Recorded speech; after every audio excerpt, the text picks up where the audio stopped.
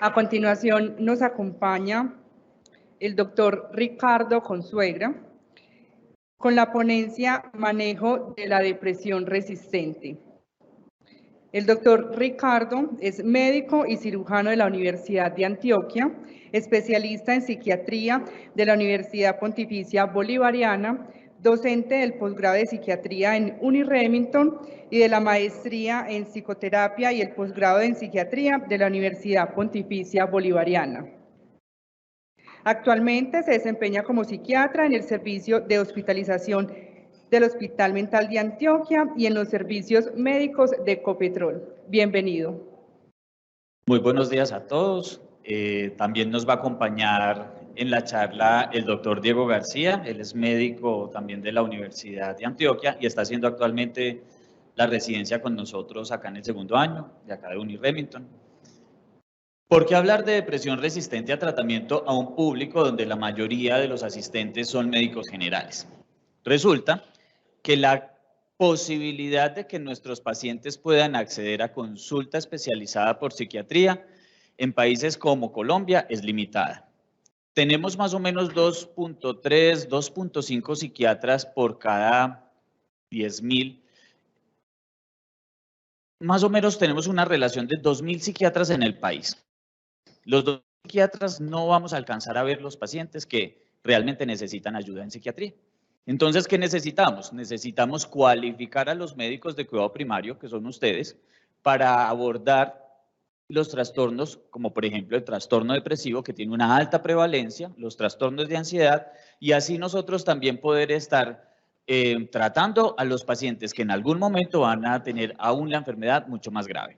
Es cierto que la depresión resistente a tratamiento va a ser del resorte del psiquiatra en un momento del tratamiento, pero ¿qué es lo que va a impedir que ese paciente pueda llegar al manejo por psiquiatra? Precisamente un manejo adecuado por el médico general, con una clara intervención también de factores de riesgo psicosociales desde otras especialidades, desde otras ramas del conocimiento en salud, para tratar de intervenir esos determinantes que ya cuando estamos hablando de un paciente con depresión resistente a tratamiento, fueron claves en momentos iniciales de su trastorno. Entonces, ¿qué estamos haciendo? Tenemos que pensar en la medicina y la salud mental más allá del ejercicio del psiquiatra. Tenemos que pensarla más involucrando el médico de cuidado primario, pero también el psicólogo, la trabajadora social, todas estas ramas del conocimiento que van a hacer que los pacientes con depresión resistente a tratamiento no sean lo que son hoy, que son el 30% de los pacientes con trastorno depresivo mayor. En esta agenda de hoy vamos a hablar primero de unas generalidades, vamos a hablar del concepto de qué es depresión, qué es trastorno depresivo mayor, luego vamos a hablar de algunos conceptos importantes que tienen que ver con los momentos de tratamiento antidepresivo. Luego vamos a hablar de la definición como tal de depresión resistente a tratamiento, que de ahí hay varias discusiones que el doctor Diego nos va a traer, también varios consensos. Entonces nos vamos a acuñar con una definición específica para esta charla, pero que no necesariamente va a ser la única definición de depresión resistente a tratamiento. Vamos a hablar también de grados de resistencia, el concepto de la pseudoresistencia, cómo vamos a abordar la falla terapéutica, cuáles van a ser los factores de riesgo que tienen nuestros pacientes que desarrollan una depresión resistente a tratamiento, y vamos a hablar de cómo tratar, las estrategias de optimización, de cambio de tratamiento, de adición, potenciación, de combinación, la psicoterapia cognitivo-comportamental y otros tratamientos. Entonces vamos a hablar de todas las estrategias de neuroestimulación que se están usando. Y ustedes ayer tuvieron una charla muy completa de ketamina y esketamina. Nosotros vamos a hablar algunas cositas muy puntuales de ambas moléculas que también juegan un papel importante en el tratamiento de la depresión resistente al tratamiento. Entonces, los trastornos depresivos representan un problema de salud pública. Representan más o menos el 4.4% de la carga global por enfermedad a nivel mundial. Y el trastorno depresivo mayor, ojo, aún no estamos hablando de depresión resistente a tratamiento, se va a caracterizar por ser predominantemente recurrente. Más o menos entre el 50 al 80% de los pacientes con trastorno depresivo mayor van a tener un nuevo episodio depresivo a futuro e incluso en promedio van a tener 4 episodios depresivos mayores durante la vida y el 30% de ellos van a tener un curso crónico. Ahí entonces también tenemos que hablar de las estrategias farmacológicas. ¿Continúan siendo la piedra angular de tratamiento? Sí, pero no es el único tratamiento que tenemos para depresión.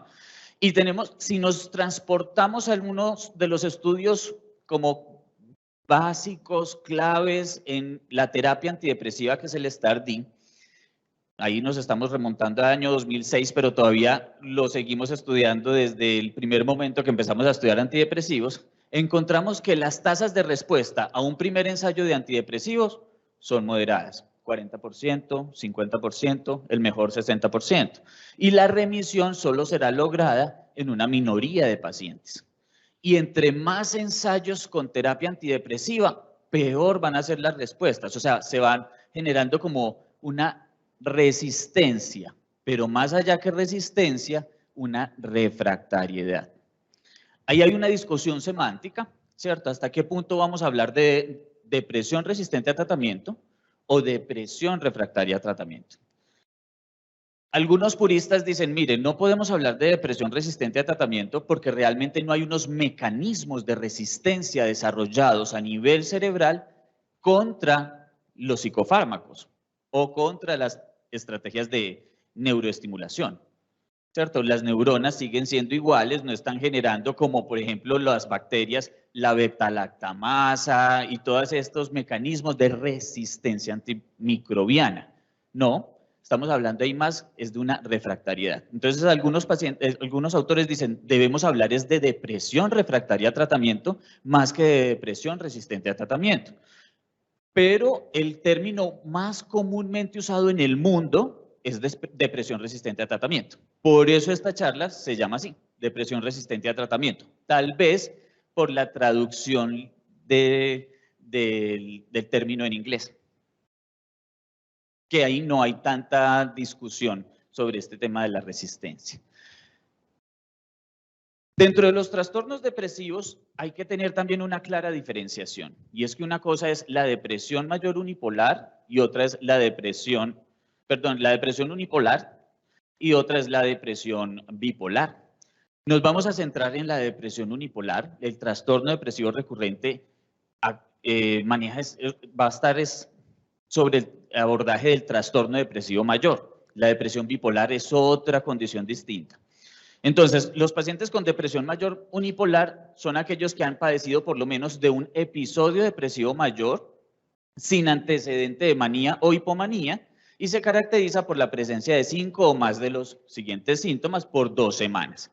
Entonces está el ánimo persistentemente triste la mayor parte del día, casi todos los días, irritabilidad, anedonia, insomnio o hipersomnia, cambios en el apetito o en el peso, retardo psicomotor o agitación, baja energía, alteraciones en la atención y el contenido del pensamiento también cambia, con las ideas de culpa, las ideas de muerte y la ideación suicida.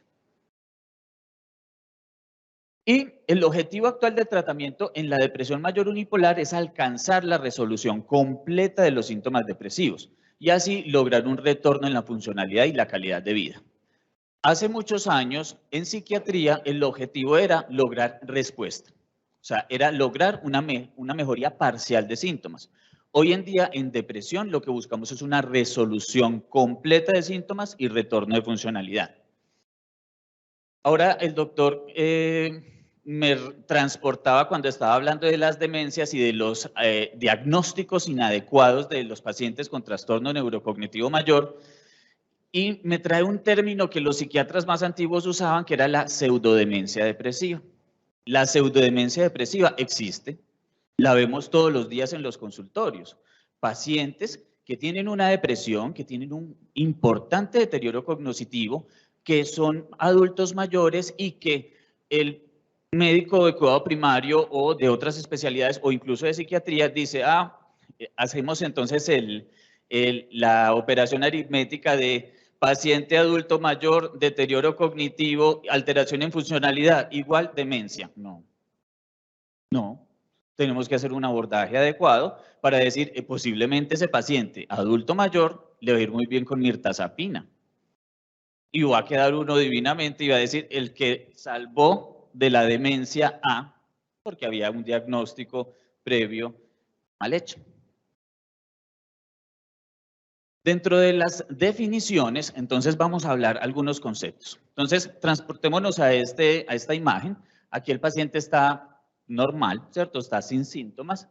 Aparecen unos síntomas subsindrómicos y ya luego aparece el síndrome como tal. Entonces, el paciente empieza a tener un primer episodio y empiezan a aparecer una serie de términos. El primer término sería la respuesta a tratamiento. Respuesta a tratamiento es cuando hay un grado clínicamente significativo de reducción de síntomas, típicamente definido como la mejoría del 50% o más en la gravedad de los síntomas. Luego viene otro término que es la remisión, y es cuando los síntomas del episodio depresivo mayor están ausentes. Luego viene otro que es la recaída. Y la recaída se define como el retorno del episodio depresivo inicial después de la remisión. Luego viene otro que es la recuperación, y la recuperación ocurre cuando los síntomas del episodio depresivo mayor están ausentes por más de 2 meses.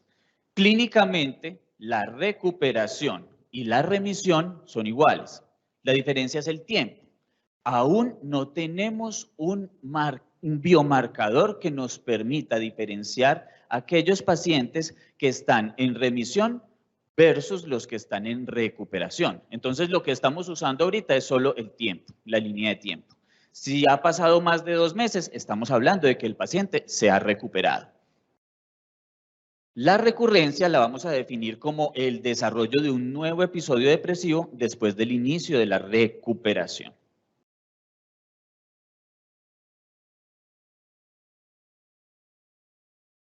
¿Por qué es importante también hablar de depresión resistente a tratamiento? Aquí nos traen unas diferencias entre depresión resistente a tratamiento versus el trastorno depresivo mayor clásico. Los pacientes con depresión resistente a tratamiento tienen aún más comorbilidades: hipertensión arterial, diabetes, falla cardíaca, duplican la tasa de hospitalización, tienen una estancia promedio de hospitalización 36% mayor respecto al trastorno depresivo mayor y 7 veces más tasas de suicidio con respecto al trastorno depresivo mayor. O sea, es importante hablar de trastorno de depresión resistente a tratamiento. Este es el primer estudio epidemiológico desarrollado en Latinoamérica, que es el estudio TRAL. Incluyó 4 países, México, Colombia, Argentina y Brasil, tratando de valorar cuál era el estado actual de los pacientes con depresión resistente a tratamiento. Y se encontró que la prevalencia era del 29.1% entre los pacientes con trastorno depresivo mayor. O sea, es una prevalencia alta, pero que es similar a la encontrada en el resto del mundo, en otras latitudes. Y Colombia se comporta prácticamente como dice la literatura. 32.1% de los pacientes con trastorno depresivo mayor tienen una depresión resistente a tratamiento. Brasil se comporta por encima de este promedio y México por debajo. De ahí se hace como ese balance, realmente estamos igual que el resto de la literatura y nosotros somos como los más similares a la prevalencia del resto del mundo. ¿Qué se encontró allí? Se encontró que la depresión resistente a tratamiento es mayor en los pacientes divorciados o viudos y es mayor aún en la población por encima de los 65 años. Ahora el doctor García nos va a traer todas esas discusiones sobre depresión resistente a tratamiento, pseudoresistencia y grados de resistencia. Gracias, doctor. Buenos días a todos. Partiendo de la premisa que el objetivo del tratamiento antidepresivo es lograr la remisión sintomática, se puede definir entonces la depresión resistente al tratamiento como la falta de respuesta a un ensayo terapéutico con la duración adecuada y en el tiempo adecuado. Y aquí es donde empezamos como a tener dificultades, porque realmente no hay un acuerdo o una uniformidad con respecto al corte de la duración para definir qué es adecuado o con respecto a la dosis que es adecuada. Conocemos entonces que la dosis terapéutica de cada medicamento varía de agente en agente y las dosis establecidas en la actualidad las extrapolamos de los estudios aleatorios, controlados, aleatorizados, que han estudiado el medicamento versus placebo o el medicamento versus diferentes dosis. Con respecto a la duración del tratamiento, autores como Nirenberg refieren que a las 4 semanas de empezado el tratamiento antidepresivo, si el paciente no muestra ningún tipo de mejoría sintomática, es un predictor de un pobre desenlace. Otros autores refieren que realmente 4 semanas o 6 semanas es un periodo muy corto para hablar de resistencia, teniendo en cuenta que se ha visto que muchos pacientes presentan una resolución espontánea de los síntomas depresivos a las 8 semanas del tratamiento antidepresivo, y otros autores consideran que realmente el tiempo mínimo para establecer la resistencia sería de 12 semanas, teniendo en cuenta también dificultades éticas en dejar un paciente 12 semanas sin respuesta con un tratamiento sin hacerle modificaciones. Lo que sabemos y lo que nos dice ahorita la literatura es que la mayoría de ensayos clínicos controlados aleatorizados que abordan el tema de la depresión resistente nos hablan de que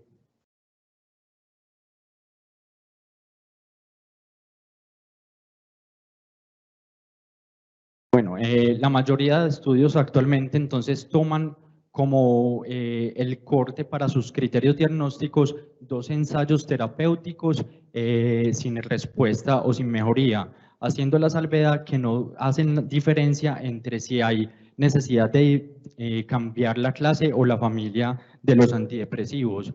Entonces esto nos genera muchas dificultades en la parte de la investigación y en la parte del manejo clínico. En el 2011, el Consenso Latinoamericano de Psiquiatría nos propone estos criterios diagnósticos.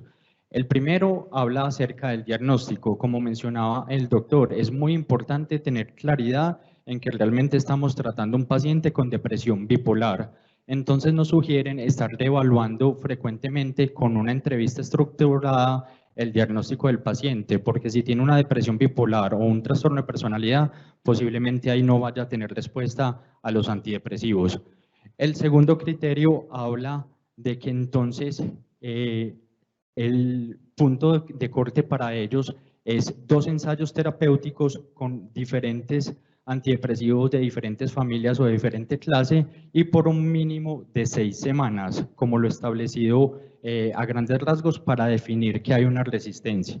El tercer criterio de diagnóstico nos habla de cómo establecer la mejoría sintomática. Entonces nos propone 3 puntos. En el primero es por medio de escalas objetivas, la escala de depresión de Hamilton y la escala de Montgomery-Åsberg o Madras, que nos objetivamente evalúa pensamientos del paciente, alteraciones en la atención, pensamientos suicidas, y pregúntale al paciente acerca de alteraciones en el sueño, alteraciones en el apetito, y de esta manera se puede clasificar si hay una mejoría o no.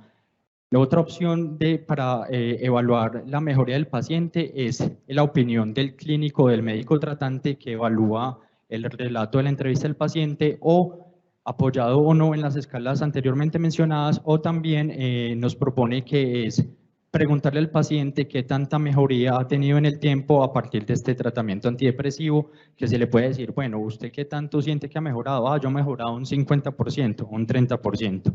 Y el último criterio, como la mayoría de cosas en psiquiatría, es excluir otras razones, otros diagnósticos o otros motivos que nos cause estos síntomas, como por ejemplo medicamentos u otro diagnóstico.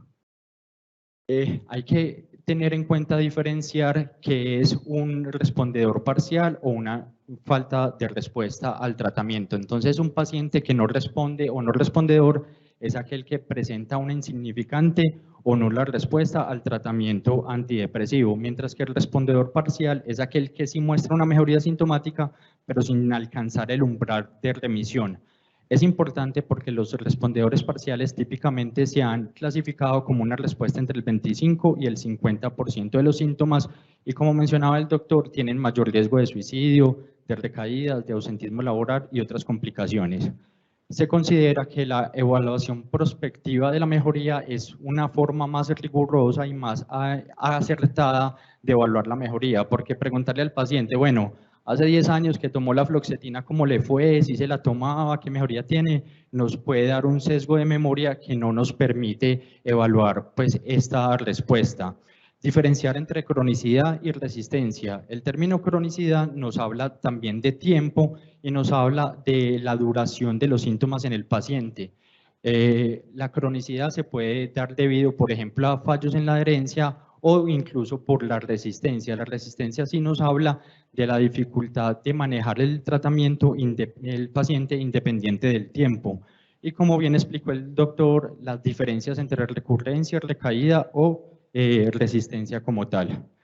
En cuanto a los grados de resistencia, les traigo estas dos escalas que son las más aceptadas y las más utilizadas a nivel mundial. La primera es la de Tacy-Rush, que nos establece 5 estadios de resistencia, y es interesante porque esta escala sí nos habla de jerarquía en cuanto a la potencia de los antidepresivos. Entonces vemos que el estadio 1 es cuando se produce una falta de respuesta a un ensayo terapéutico por la dosis y el tratamiento adecuado. El estadio 2 es cuando hay un cambio de familia o de tipo de antidepresivo y sigue habiendo resistencia. El estadio 3 es cuando no hay respuesta a antidepresivos tricíclicos. El 4 cuando no hay respuesta a los IMAO.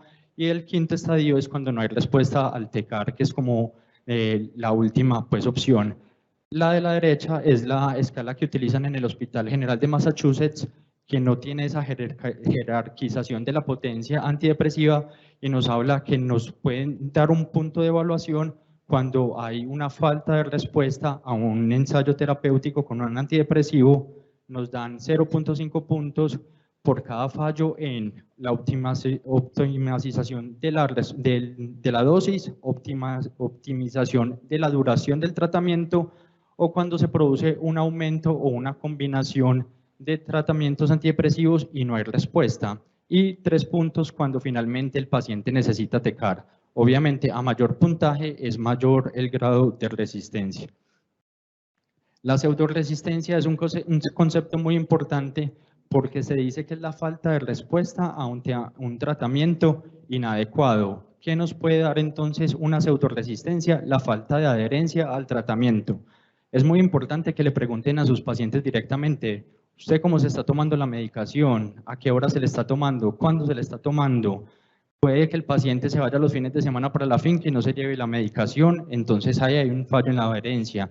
Puede que solamente se tome la sertralina el día que amaneció más triste, a ver si se le quita la depresión ese día o la tristeza. Entonces preguntarle directamente por la toma de la medicación. La duración, muchas veces los síntomas adversos o la intolerancia a los medicamentos hace que el paciente se tome la medicación una semana y no siga tomándola. Entonces realmente preguntar muy bien cuánto tiempo estuvo tomando el medicamento antidepresivo. El diagnóstico nuevamente es algo pues repetitivo, hay que evaluar realmente que el paciente tenga un diagnóstico de depresión unipolar porque si no, no va a responder al tratamiento. Las dosis en el rango terapéutico, que realmente sí se haya escalado hasta la dosis terapéutica, y muy importante, factores farmacocinéticos a tener en cuenta. Muchas veces nos vemos enfrentados a pacientes polimedicados que tienen múltiples interacciones medicamentosas que van a disminuir el efecto del medicamento. Y otra situación que tenemos que tener en cuenta son los pacientes que son metabolizadores rápidos, es decir, que presentan una rápida eliminación del fármaco sin lograr entonces este efecto. ¿Cómo podemos sospechar que los pacientes son metabolizadores rápidos? Son aquellos que le subimos las dosis de la medicación, no muestran mejoría de los síntomas, pero tampoco se quejan de los efectos secundarios del medicamento. Entonces son pacientes que están a dosis altas de un medicamento, pero no tienen aumento de peso, no tienen aumento del apetito, no tienen somnolencia, ansiedad, no tienen boca seca, mareos, hipotensión. Entonces eso nos podría ayudar a pensar que son pacientes metabolizadores rápidos. Espero que les haya quedado claro. Vuelvo con el doctor Ricardo.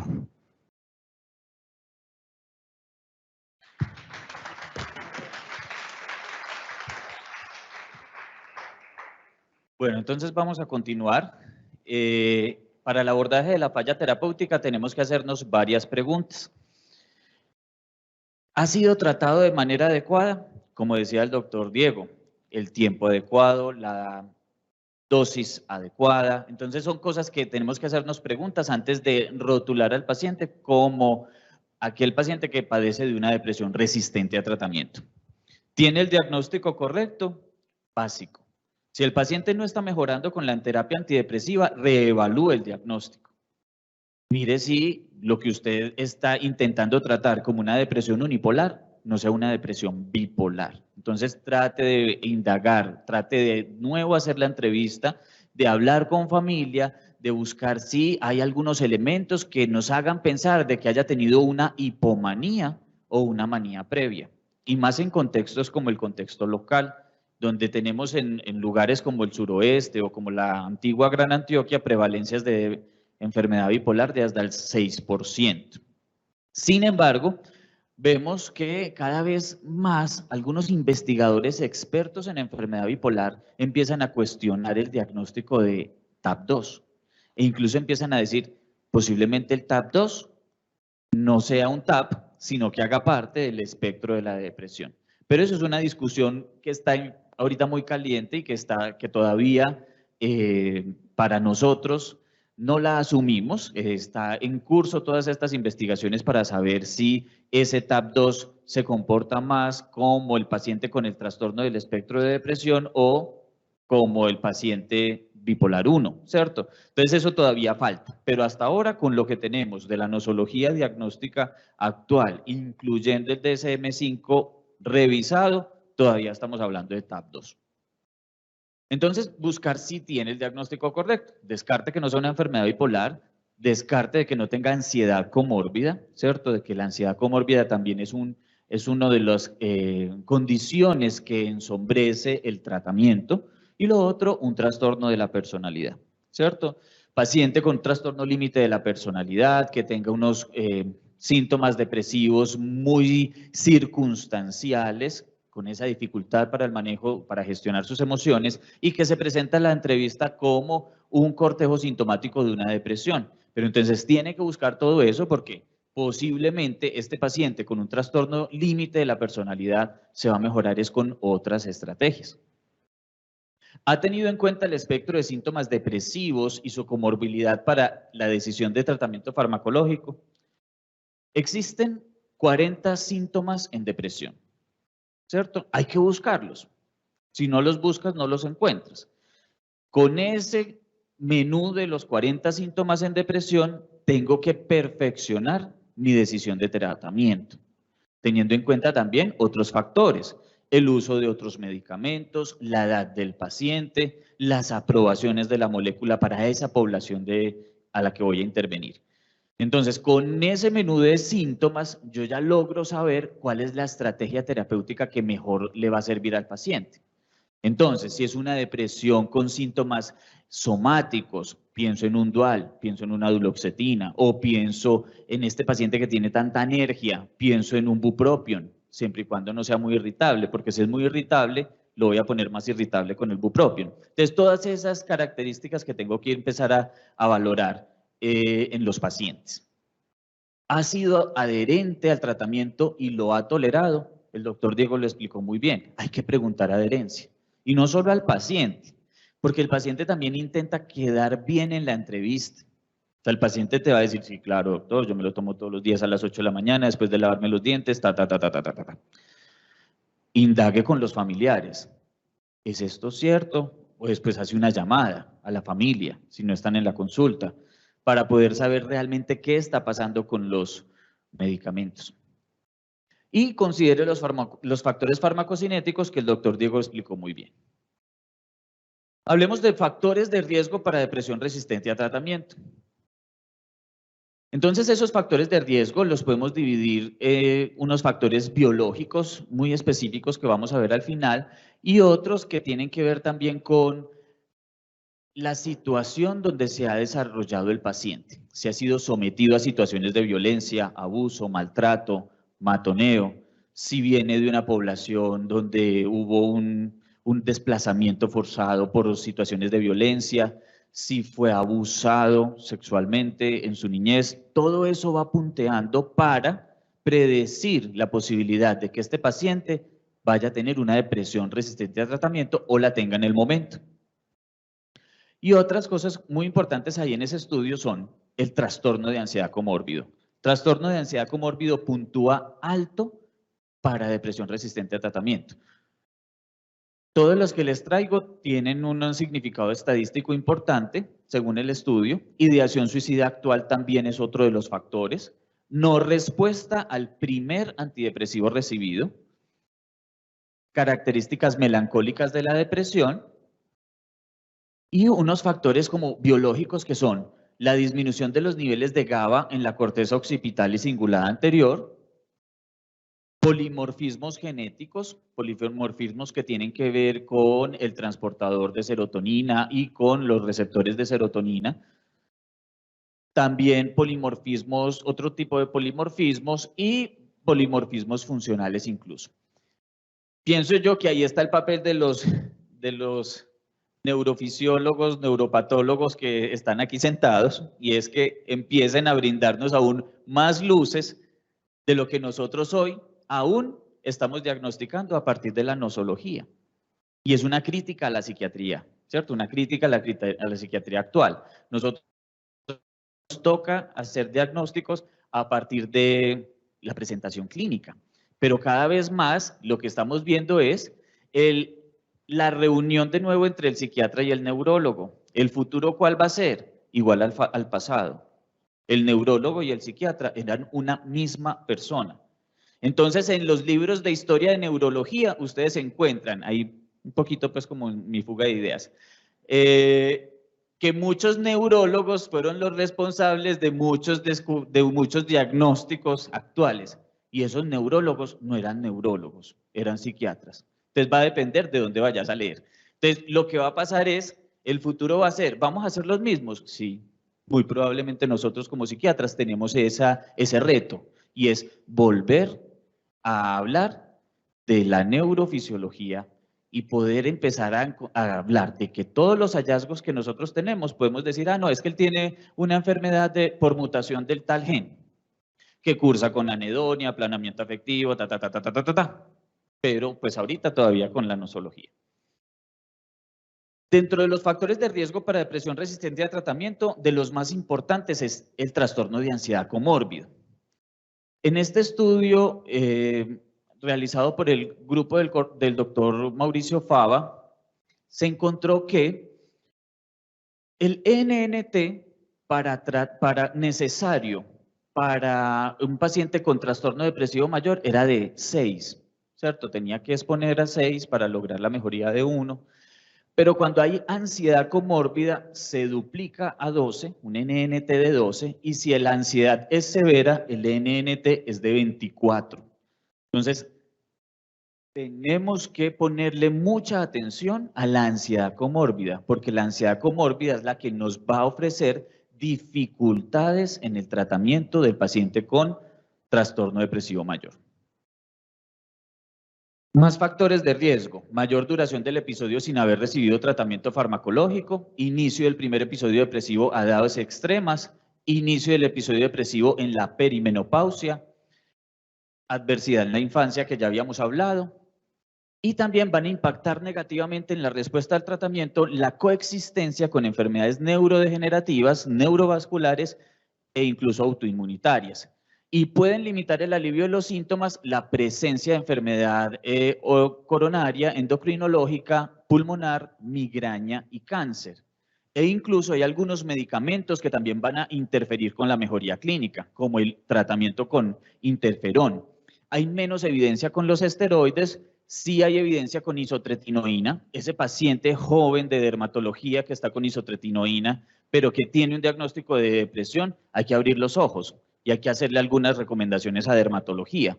Esa conversación de intentemos bajar la dosis, bajemos un poquito la dosis de la isotretinoína, o si la podemos suspender, mejor aún, porque se ha demostrado que puede aumentar riesgos de depresión e incluso riesgos de suicidio. Y antipsicóticos de primera generación también están relacionados con pobres respuestas al tratamiento en depresión. Sin embargo, ahí puede haber un confusor, y es que los antipsicóticos de primera generación, ustedes ven que hace como mucha alteración en el afecto y también en la motricidad del paciente. Entonces, ¿hasta qué punto es un efecto secundario del antipsicótico versus una depresión? ¿Cómo la vamos a tratar? Entonces, tenemos que definir primero si el episodio actual del paciente es leve o moderado o grave, para definir el setting, el lugar donde voy a mantener el paciente, si lo tengo que hospitalizar o no lo tengo que hospitalizar. Entonces, evaluar ideación o intención suicida, evaluar si tiene síntomas psicóticos, si tiene síntomas catatónicos, que nos hagan pensar que el paciente hay que hospitalizarlo. O si no tiene nada de eso, pensar si lo podemos manejar en el ambiente ambulatorio. En el paciente con episodio depresivo mayor se ha considerado como primera opción los inhibidores selectivos de la recaptación de serotonina. Sin embargo, es cada vez más frecuente la posibilidad de que en ese primer escalón terapéutico empecemos a hablar de antidepresivos duales, empecemos a hablar de vortioxetina, que ellos hablan pues como que es un antidepresivo multimodal, pero cuando uno revisa pues es un dual más, ¿cierto? Existen otras estrategias, como la estrategia de potenciación, que es agregar al tratamiento antidepresivo otro medicamento no antidepresivo. Ahorita lo vamos a ver más profundamente. La terapia de combinación, que sería agregar un segundo antidepresivo, y la terapia de cambio, que sería el cambio de antidepresivo. Pero independientemente de la estrategia que utilicemos, debemos realizar un cambio a la vez. ¿Para qué? Para valorar realmente la respuesta al cambio y esperar el tiempo necesario, especialmente 6 semanas, para decidir si tenemos que hacer otro cambio más. Inicialmente, algunos autores sugieren hacer primero estrategias de potenciación, o sea, a un antidepresivo le pongo un medicamento no antidepresivo, por ejemplo, litio, por ejemplo, antipsicóticos atípicos o de segunda generación. Y si los pacientes no responden a la potenciación, hacemos la estrategia de cambio de antidepresivo.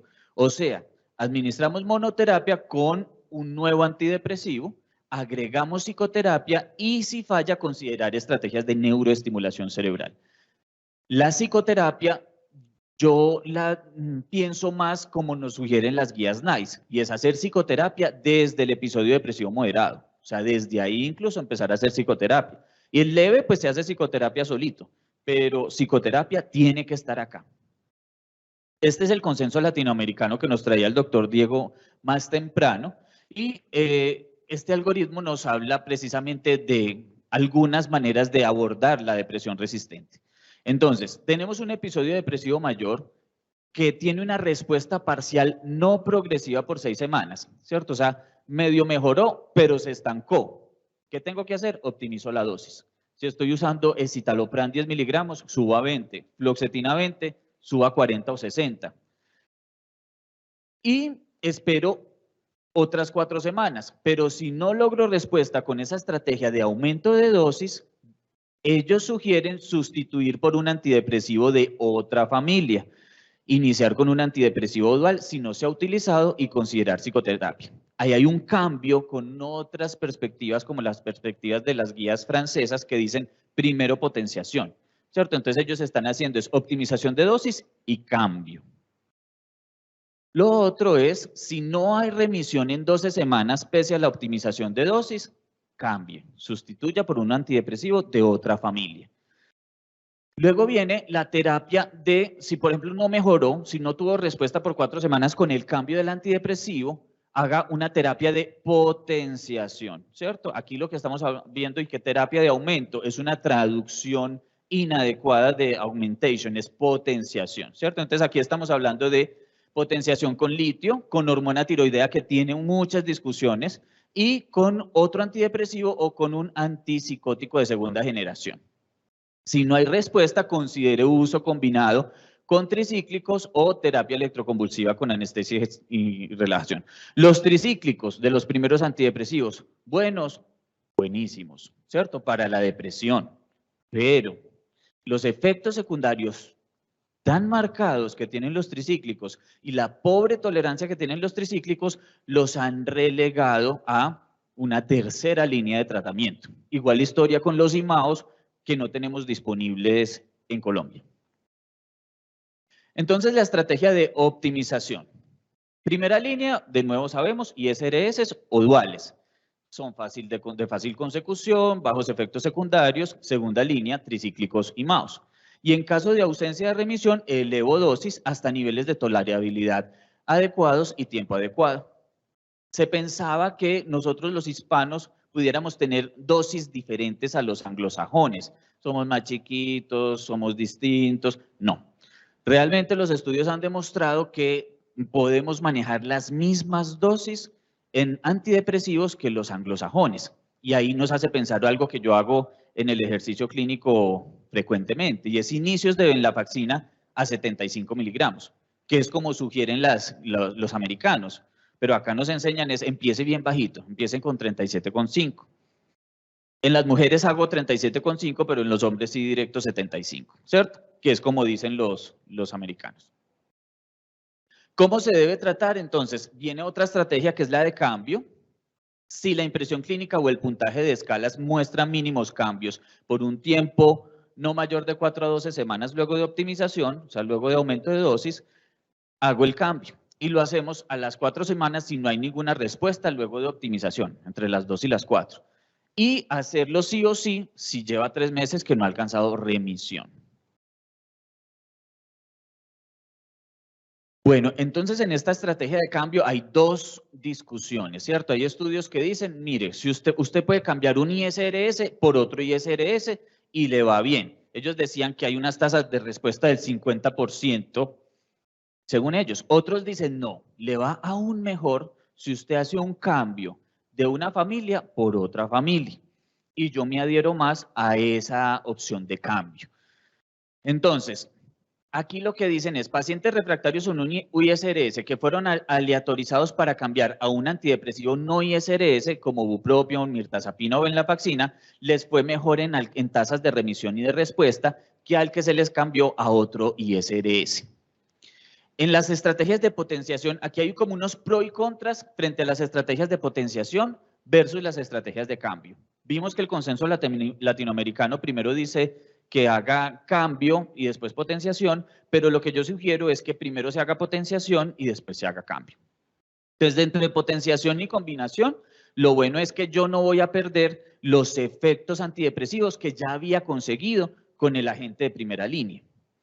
Que no hay riesgos de síntomas de discontinuación del antidepresivo, ¿cierto? Síndrome de discontinuación por ISRS, por ejemplo, o por el dual. Y puede tener como diana los efectos secundarios del tratamiento de primera línea. O sea, si le pongo un segundo medicamento en la estrategia de potenciación, que me pueda controlar los síntomas que pudo haber hecho el primer antidepresivo como efecto colateral, ¿cierto? La estrategia de cambio, como pro, tiene que el paciente va a lograr una mejor adherencia si tiene un tratamiento simplificado. O sea, es mejor tomar 1 pastilla que 2.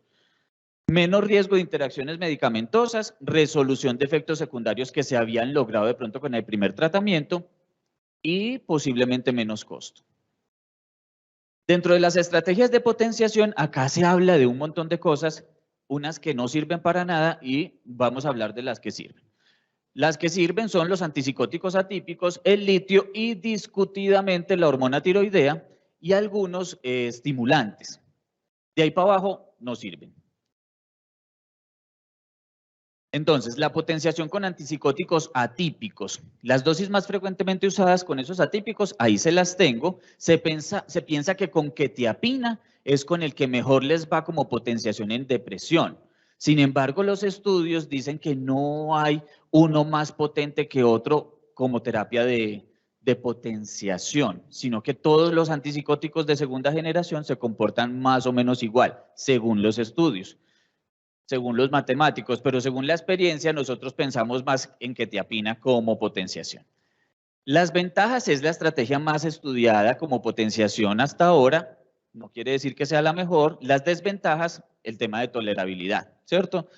Efectos neuroendocrinos, por ejemplo, risperidona con aumento de prolactina, metabólicos, risperidona y todos, menos aripiprazol, aumento de peso, alteración de lípidos, regulación de glucosa, y los extrapiramidales, que hay unos que tienen un mayor perfil de posibilidad de efectos extrapiramidales que otros.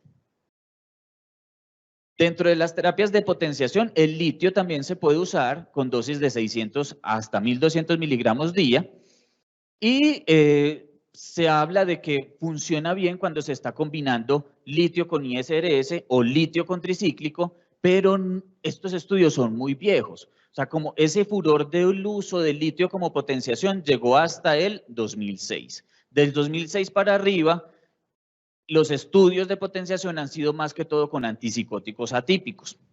Entonces, lo que se sugiere es, venga, corran estudios de potenciación de litio con duales, ¿cierto? Que eso es lo que posiblemente pudiéramos tener unos resultados mejores que lo que con litio se había conseguido. Porque los resultados conseguidos hasta ahora son discutidos estadísticamente hablando. Incluso hay algunos estudios que dicen no fue superior a placebo, ¿cierto? Entonces, es algo discutido.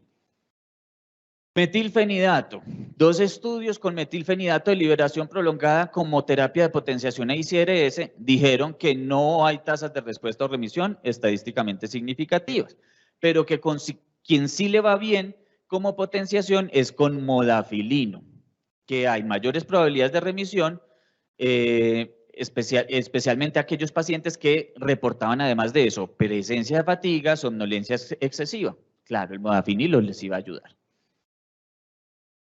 Atomoxetina no sirve, buspirona no sirve, que ese es súper clásico pues del médico general viejito.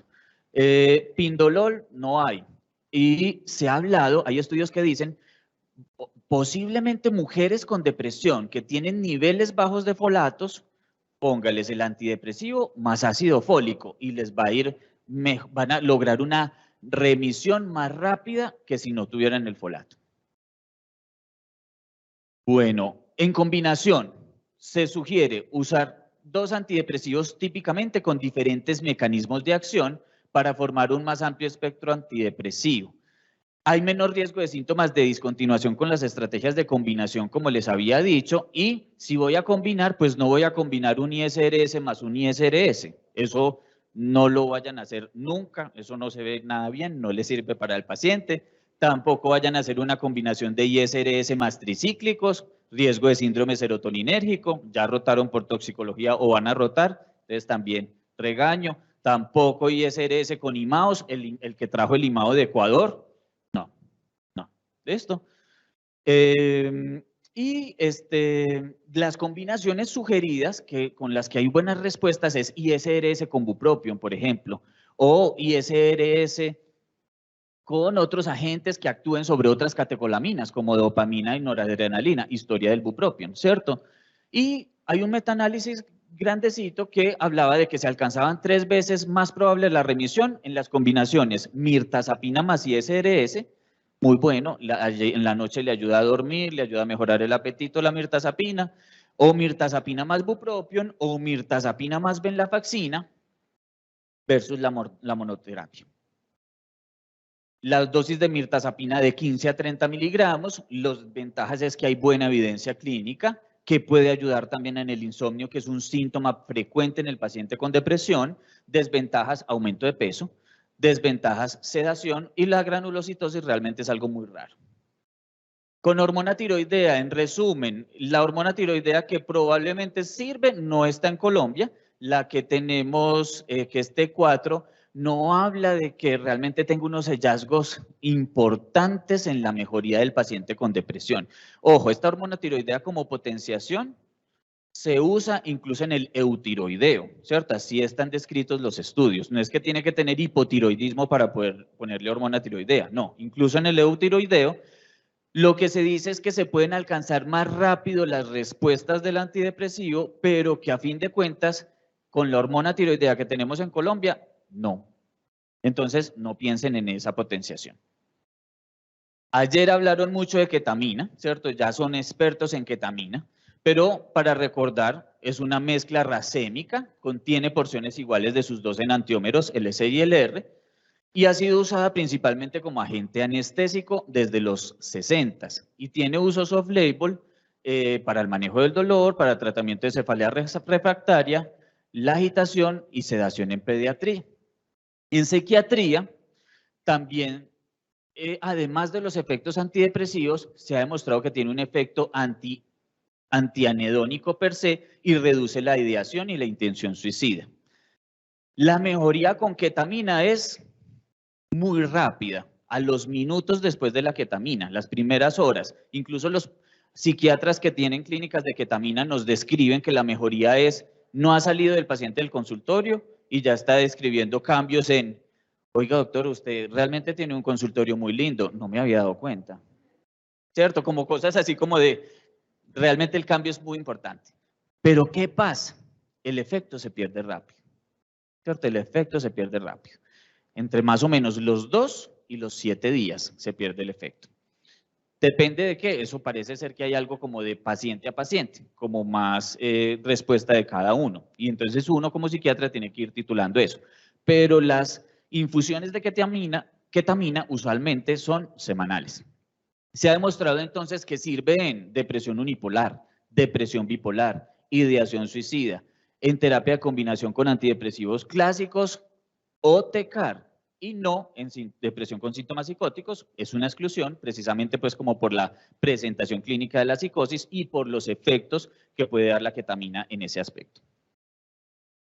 Se plantea que la conducta suicida es principalmente debida a unos niveles de glutamato en corteza prefrontal y es ahí donde interviene ketamina. Su efecto antisuicida se puede ver incluso en los primeros 40 minutos. Se limita en promedio a 10 días la respuesta, pero va de entre los 2, 3 días hasta los 7 días post aplicación. La terapia de mantenimiento, las dosis son discutidas también, pero la más usada son 0.5 miligramos por kilo, es una infusión que se hace entre 40 y 45 minutos. En Medellín se hace infusión con ketamina.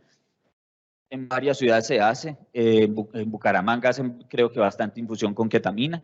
Se ha demostrado eficacia de ketamina en diversos estudios, independiente de la dosis suministrada. ¿Por cuánto tiempo y en los pacientes que no responden? No se sabe, o sea, todavía esto es como una puerta para poder empezar a reportar qué es lo que pasa con los pacientes con ketamina, ¿cierto? Aquí hay una oportunidad de publicación, señores residentes. Y se debe tener cuidado con el riesgo de abuso a largo plazo. En las terapias de mantenimiento con ketamina hay unos riesgos, y es que puede haber cistitis, puede haber alteraciones neurocognitivas y se han descrito incluso cambios estructurales cerebrales, pero pocos estudios lo han examinado. Y ahora vamos a hablar de lo que próximamente va a estar en el mercado colombiano, y es el Spravato, la esketamina. Ya está disponible en Europa, está disponible en los Estados Unidos, está disponible en Perú, está disponible en México, y aquí se ha demorado por un problemita con el INVIMA, y con el Fondo de Estupefacientes, porque no estaba claro bien sobre el tema de las salas de aplicación y ha existido un riesgo, un miedo, y es el riesgo de dependencia. Sin embargo, como se hace, el riesgo disminuye porque se tiene que hacer en salas de aplicación, bajo supervisión del psiquiatra, monitorización 2 horas después de la aplicación, así sea un inhalador. Entonces, la ketamina, que ya la vimos, que tiene muchas representaciones, que ustedes ya la vieron muy bien ayer, no ha sido aprobada por la FDA para depresión. Pero la ketamina sí, la esketamina desde el 2019 tiene aprobación para usar en depresión resistente a tratamiento, con la definición que el doctor Diego nos trajo, y desde el 2020 tiene una aprobación adicional, y es trastorno depresivo mayor con ideación o conducta suicida. O sea que eso aumenta el scope de uso de esketamina muchísimo. Y la esketamina es muy costosa, ¿cierto? Es muy costosa. Entonces, tenemos que ser muy juiciosos en la escala del uso de los antidepresivos antes de empezar a ponerle esketamina a muchas personas, ¿cierto? Porque una depresión con ideación suicida o conducta suicida es más frecuente, ¿cierto? Entonces, esa es una aprobación que ellos lograron en los Estados Unidos, aún no la han logrado en Europa, no está claro cómo la va a sacar el INVIMA acá, pero eso sale creo que este año. Tiene una afinidad 3 o 4 veces mayor por los receptores NMDA frente a ketamina, es un modulador también glutamatérgico por la vía D. Resulta que se hace un bloqueo de la neurona GABAérgica, que yo sé, sí, 0 minutos, ya va a terminar. GABAérgica, que lo que hace es, al hacer esa inhibición de esa neurona inhibitoria, de la neurona presináptica, lo que se hace es un aumento en la liberación de glutamato. Y ese glutamato liberado se une a los receptores AMPA postsinápticos y permite un influjo de calcio y sodio a la neurona postsináptica, y esta va a estimular también la liberación de BDNF a nivel cerebral, que también está muy castigado por la neurobiología como tal de la depresión. Entonces se dice, por acá también tiene utilidad la esquetamina. Las dosis, ustedes las dosis las revisaron ayer muy bien. Yo miré la charla, entonces vamos a pasar por alto esto de la dosis. Saben que es costoso, no está descrito hasta cuándo usarla. Eso todavía no está escrito. Lo va a escribir ¿qué? El ejercicio clínico, ¿cierto? Como los estudios post-marketing. Los efectos adversos ayer los revisaron. Y algo muy importante, y es la psicoterapia. La psicoterapia es vital. Psicólogos bien entrenados en psicoterapia. Entonces, aquí nos traen la terapia cognitivo-comportamental como terapia adjunta a los psicofármacos. ¿Y qué nos dice? Era un estudio multicéntrico con 2 grupos paralelos aleatorizados. Ese era el universo. Definición de depresión resistente a tratamiento. Usaban la escala de depresión de Beck y se hizo en 73 centros en el Reino Unido durante estos años. Entonces era un grupo de terapia farmacológica versus otro grupo de terapia farmacológica más terapia cognitivo-conductual. ¿Qué se encontró?